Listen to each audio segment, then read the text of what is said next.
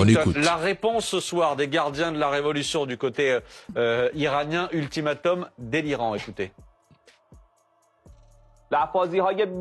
La rhétorique grossière, l'arrogance et les menaces sans fondement du président américain délirant qui découlent de l'impasse dans laquelle il se trouve et qui vise à justifier les défaites répétées de l'armée américaine n'auront aucun effet sur la poursuite des opérations offensives et écrasantes menées par les combattants de l'islam contre les ennemis américains et israéliens et ne répareront pas l'humiliation subie par les États-Unis en Asie occidentale. Avec l'aide de Dieu Tout-Puissant, chaque action que vous entreprendrez ne fera qu'ajouter une nouvelle défaite à vos défaites précédentes. Ils sont deux contre l'Iran. Vous auriez dû mener une campagne rapide, précise et écrasante. Mais cela fait 37 jours de guerre, 37 jours de menaces et de contradictions, 37 jours de propagande, de désinformation qui exposent une réalité. L'entité ne vaut rien sans les États-Unis.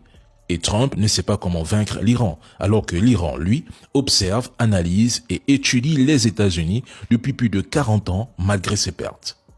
Trump ne comprend toujours pas que l'Iran fonctionne selon ses propres règles, avec ses propres objectifs. Mesdames et messieurs, je rappelle ici que c'est eux et leurs trolls qui annonçaient un Iran déjà vaincu entre le 28 février et le 5 mars. Alors qu'ils viennent maintenant expliquer pourquoi, plus d'un mois après, la guerre dure encore. Le détroit d'Ormuz est sous contrôle iranien. Le conflit secoue les marchés de l'énergie. Certains anticipent une récession mondiale en cas d'enlisement. Donald Trump n'a réussi ni à mobiliser pleinement ses alliés européens et du Golfe, ni à sécuriser le détroit d'Ormuz. Et aucun effondrement du gouvernement ne se profile, ni militairement, ni par soulèvement populaire. Qui vous l'explique?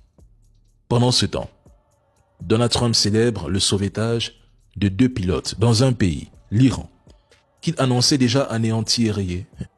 Tout ce vacarme médiatique sert à masquer une réalité simple. L'opération américano-entité ne se déroule pas comme prévu. Point.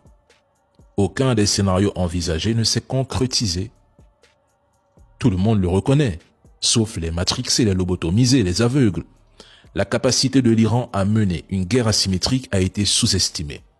Maintenant, si vos pays, qu'ils soient en Afrique ou en Europe, ont accepté de se soumettre à l'Amérique, d'autres, eux, choisissent de dire non et de défendre leur souveraineté,